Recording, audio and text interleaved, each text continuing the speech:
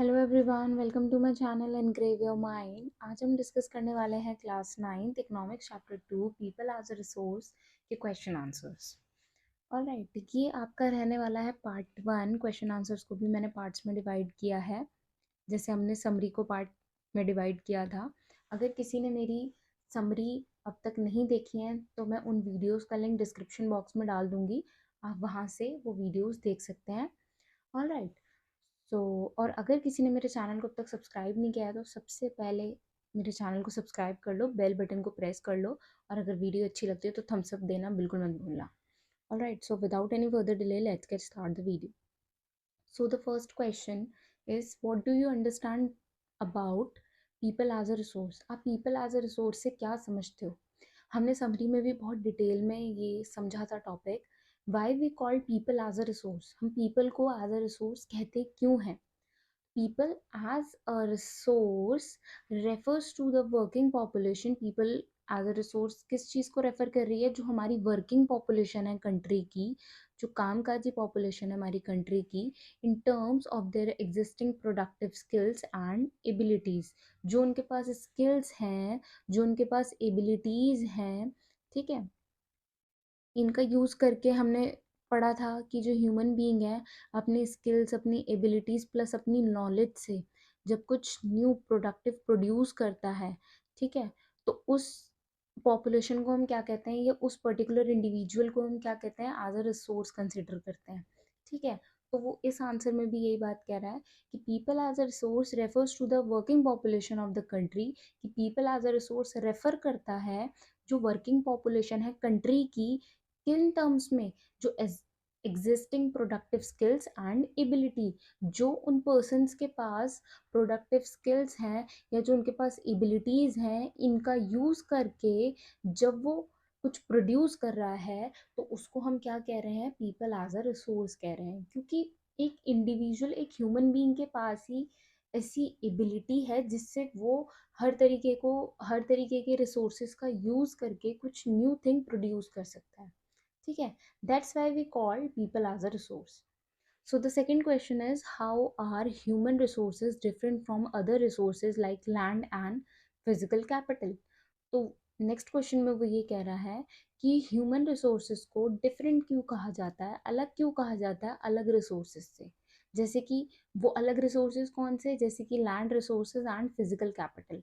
तो लैंड और physical capital से हम ह्यूमन रिसोर्सेज को अलग क्यों बताते हैं?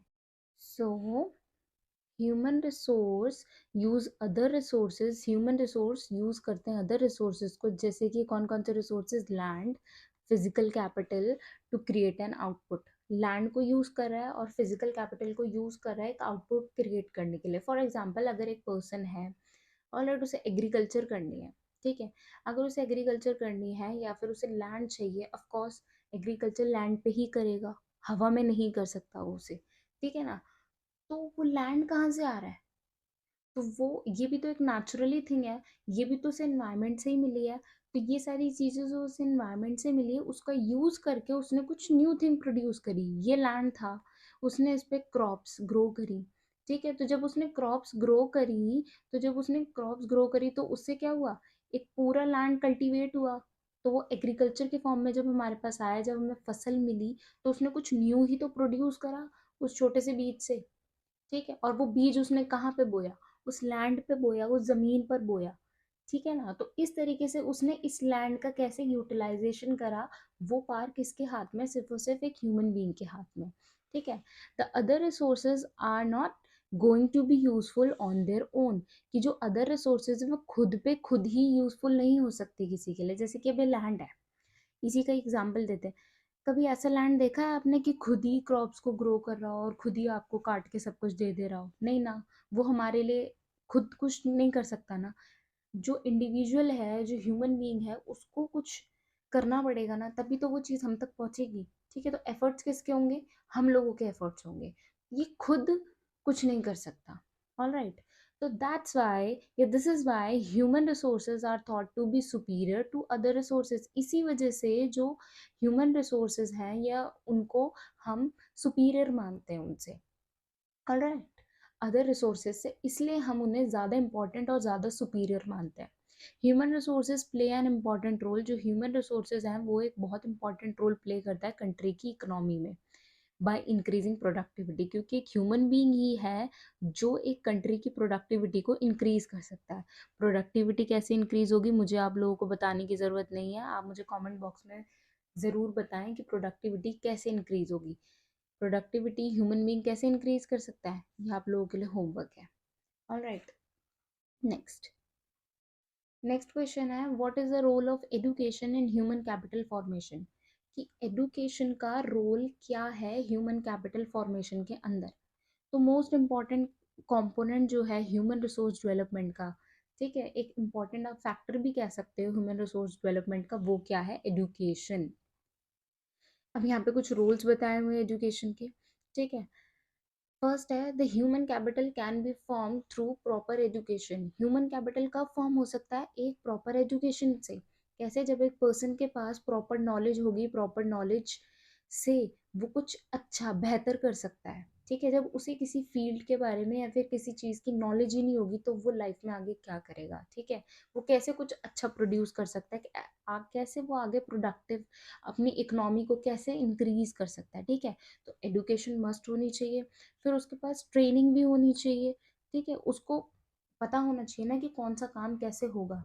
Alright, next, a well educated population is valuable resource. जो एक अच्छी पढ़ी लिखी पॉपुलेशन है उसको हम वैल्यूएबल रिसोर्स मानते हैं, जो रिसोर्स हमारा एक तरीके से बहुत इम्पॉर्टेंट है, ठीक है।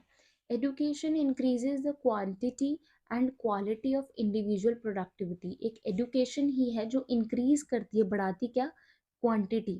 क्वांटिटी भी बढ़ाती है और क्वालिटी भी बढ़ाती है एक इंडिविजुअल की प्रोडक्टिविटी में, ठीक है, जो कि कंट्रीब्यूट करता है, कंट्रीब्यूट करेगा हमारा इकोनॉमिक ग्रोथ में।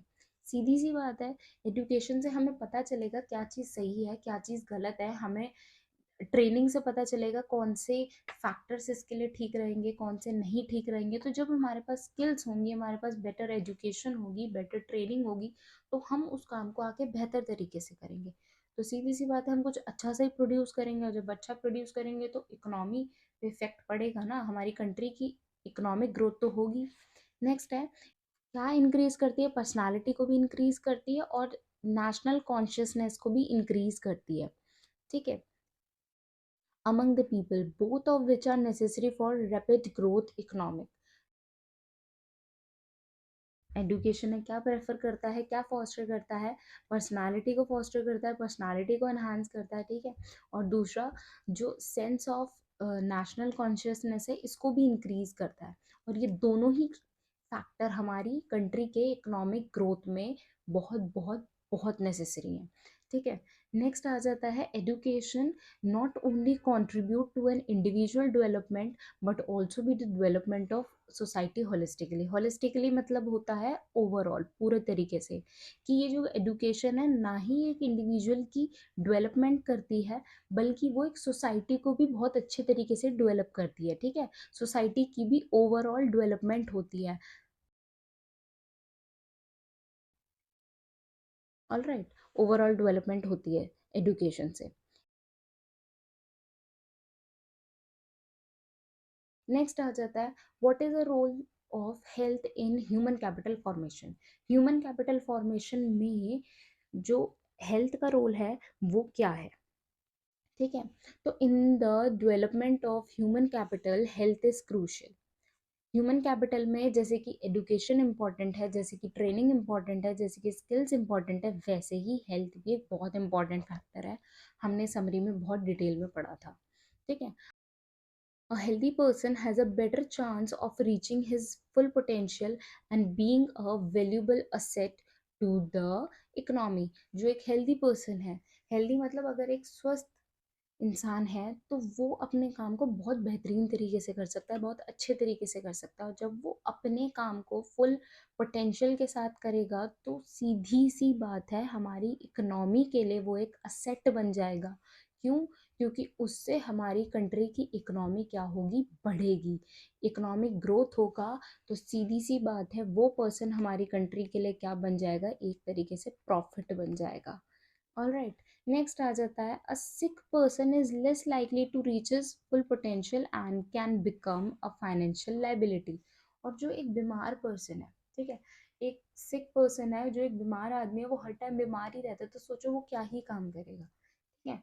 तो जिस तरीके से वो ढंग से काम नहीं कर पा रहा, तो वो आगे जाके क्या हो जाएगा, अनएम्प्लॉयड हो जाएगा। और जब वो अनएम्प्लॉयड हो जाएगा तो सीधी सी बात है, वो अपनी फैमिली पर क्या हो जाएगा, डिपेंड हो जाएगा। और जब वो फैमिली पर डिपेंड हो जाएगा तो वो एक कंट्री के लिए क्या बन जाएगा, लाइबिलिटी बन जाएगा, ठीक है। क्योंकि अब कंट्री को उसे खिलाना है, वो कंट्री को कुछ प्रोड्यूस करके नहीं देगा, ठीक है। नेक्स्ट आ जाता है what part does health play in the individual working life.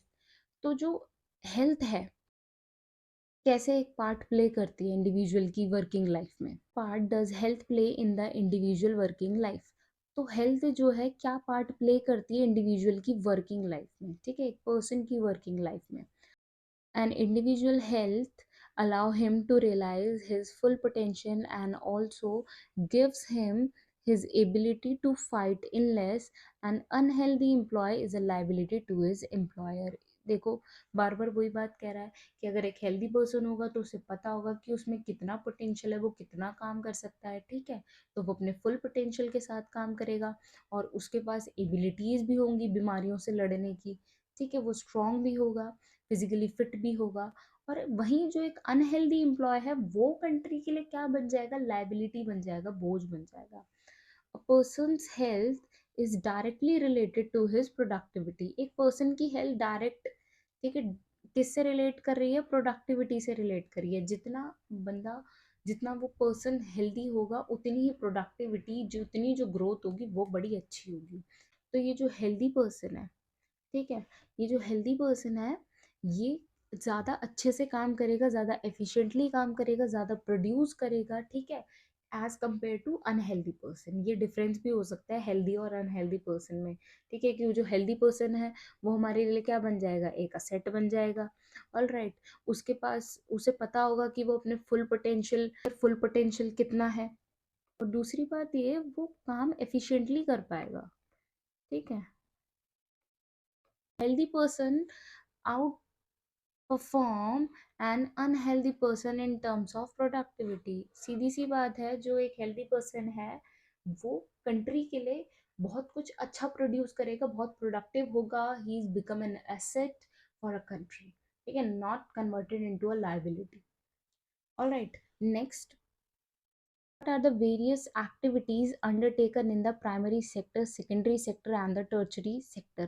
सीधी सी बात पूछ रहा है कि प्राइमरी सेक्टर के अंदर और सेकेंडरी सेक्टर के अंदर और टर्चरी सेक्टर के अंदर कौन कौन सी एक्टिविटीज़ होती हैं। तो फर्स्ट आ जाता है हमारा प्राइमरी सेक्टर। प्राइमरी सेक्टर के अंदर इंक्लूड होती हैं एक्टिविटीज़ जैसे कि extraction and production of natural resources. हमने ये समरी में भी पढ़ा था कि एक ह्यूमन बीइंग ही है, ठीक है, प्राइमरी सेक्टर में जो हम कुछ एक्सट्रैक्ट करते हैं, यूज़ करते हैं, ठीक है, नेचुरल रिसोर्सेज का यूज़ करते हैं कुछ न्यू थिंग प्रोड्यूस करने के लिए। तो यहाँ पे एक्सट्रैक्शन किसकी हो रही है, एक्सट्रैक्शन मतलब कि उसका यूज़ करना, निकालना किसी चीज़ को, ठीक है। तो जो हम एक्सट्रैक्शन कर रहे हैं और वो चीज़ यूज़ करके उसी पे कुछ नया प्रोड्यूस कर रहे हैं, ठीक है। और वो चीज़ वो क्या होगी, नेचुरल होनी चाहिए। फॉर एग्जाम्पल ये लैंड है, ऑल राइट, ये लैंड का ही हम यूज़ कर रहे हैं, ठीक है। अब भाई अब कल्टीवेशन करेंगे तो लैंड पे ही करेंगे, हवा में नहीं कर सकते, ऑल राइट। तो अब हमें लैंड की ज़रूरत है, तो हमने लैंड पे कल्टीवेशन कर दी। जब हमने लैंड पर कल्टीवेशन कर दी तो हमने इससे कुछ न्यू थिंग प्रोड्यूस कर ली, सीधी सी बात। Sectors activity include agriculture. इसमें कौन कौन सी हमारी एक्टिविटीज़ आ जाती है, जैसे कि agriculture, forestry, animal husbandry, fishing, poultry farming, mining and quarrying. ये सारी एक्टिविटीज़ किसके अंदर आ जाएंगी, हमारी प्राइमरी सेक्टर के अंदर। नेक्स्ट आ जाता है सेकेंडरी सेक्टर। सेकेंडरी सेक्टर में हमारी आ जाती है मैन्युफैक्चरिंग, ठीक है। Manufacturing is refer to, construction आ जाती है हमारी, जैसे कि इंडस्ट्री वगैरह ये सब, चलो पढ़ लेते हैं।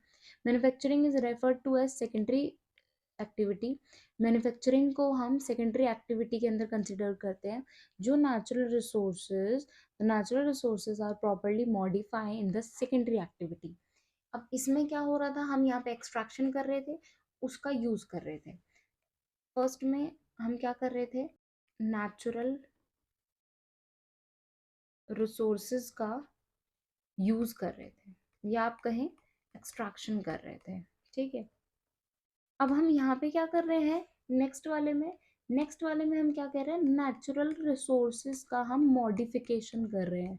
मॉडिफिकेशन का मतलब है कि हम यहाँ पे उसको कुछ चेंजेस ला रहे हैं उसके अंदर। ऑल राइट, तो हम यहाँ पे क्या कर रहे हैं, मॉडिफिकेशन कर रहे हैं, उसके अंदर कुछ ना कुछ चेंजेस ला रहे हैं। तो वो किसके अंदर आ जाएगा, सेकेंडरी सेक्टर के अंदर आ जाएगा। जैसे कि लाइट मैन्युफैक्चरिंग, लाइट बन रही है यहाँ पे, ठीक है, लाइट का मैन्युफैक्चरिंग हो रहा है। फिर food processing, oil refining, energy production are example of the secondary sector. तो एनर्जी प्रोडक्शन और ये सब किसके एग्जाम्पल है, सेकेंडरी सेक्टर के। ऑलराइट, नेक्स्ट आ जाता है टर्चरी सेक्टर। टर्चरी एक्टिविटीज को क्या कहते हैं, इकोनॉमिक एक्टिविटीज कहते हैं। ठीक है, जो कि सपोर्ट करती हैं क्या, primary and secondary activities. Tertiary sector के अंदर हमारा प्राइमरी और सेकेंडरी सेक्टर दोनों कवर हो जाता है। होप आपको मेरी ये वीडियो समझ आई होगी। आज के पार्ट में सिर्फ इतना ही। नेक्स्ट पार्ट में हम डिस्कस करेंगे बाकी के रिमेनिंग क्वेश्चंस। ऑलराइट, अगर किसी बच्चे को अभी भी इन क्वेश्चन आंसर्स में डाउट है, सो आप मुझे कमेंट बॉक्स में बता सकते हैं। मैं उस पर कोई न्यू वीडियो या फिर कोई न्यू शॉर्ट क्रिएट कर दूंगी। ऑलराइट, सो मिलते हैं नेक्स्ट वीडियो में। Till then bye bye, take care.